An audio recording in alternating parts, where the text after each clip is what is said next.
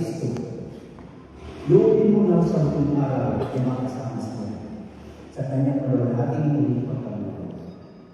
Iniluloob namin ito sa pamamagitan ng Kristo kasama ng Espiritu Santo magpasawalang hanggan. Pagbasa mula sa sulat ni Apostol San Pablo sa mga taga-Roma. Mga kapatid, walang sino man sa atin ang namumuhay o namamatay sa kanyang sarili lamang. Kung tayo namumuhay tayo para sa Panginoon. At kung tayo namamatay tayo para sa Panginoon. Kaya nga, sa mabuhay o sa mamatay, tayo sa Panginoon. Sapagkat si Kristo ay namatay at nabuhay upang maging Panginoon ng mga patay at ng mga buhay. Tayong lahat ay haharap sa hukuman ng Diyos sapagkat sinasabi sa kasulatan, sa aking pagiging Diyos, sabi ng Panginoon, isinusumpa ko ang bawat isa ay lulunod sa harapan ko at ang bawat dilay magpupuli sa Diyos. Kaya lahat tayo ay magbibigay solo sa Diyos. Ito ang salita ng Diyos. Salamat sa Diyos. Ang ating pong itutugon, Panginoon ay pananahan sa piling ng mga buhay. Tugon po. Panginoon ay pananahan sa piling ng mga buhay. Ikaw bayan ng Israel, magtiwala sa Panginoon. Siya ang iyong sanggalang, laging handa na tumulong.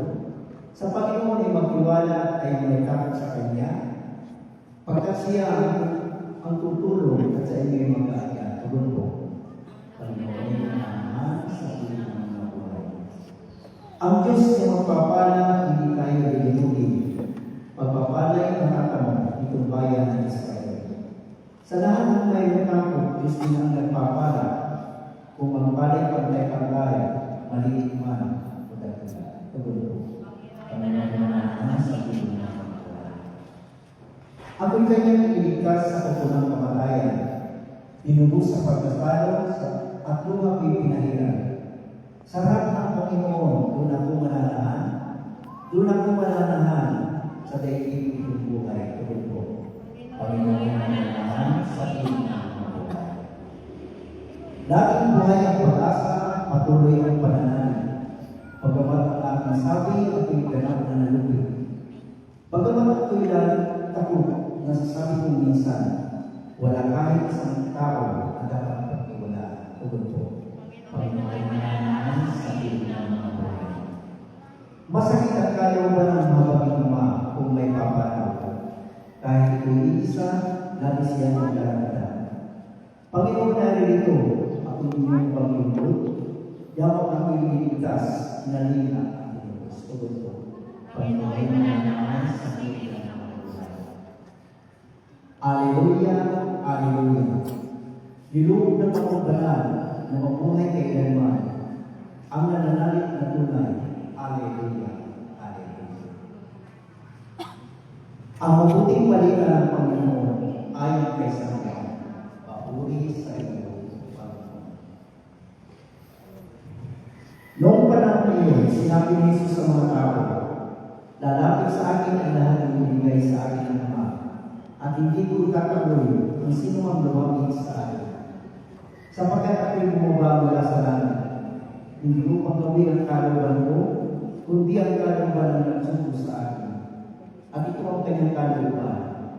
Huwag kong papabayaan mawala kahit isa sa mga binigay niya sa akin, kundi muling buhayin sila sa huling araw. Sapagkat ito ang kalooban ng aking Ama. Ang lahat na nakakita sa at nananalig sa anak ay nagkakaroon ng buhay na walang hanggan. At sila'y muling bumubuhayin sa huling araw. Ito ang mabuting balita ng Panginoon. Pinupuri ka namin, Panginoong Jesucristo. Tayo po ang sa dali. Magandang araw po kaming lahat. Kami po ay nagkikiraman sa pagpapantay po ng ganito. Alam po ninyo, ito po ngayon ko lang nalaman. Pasensya na po pala ang mga pahali namin Father Charis po ay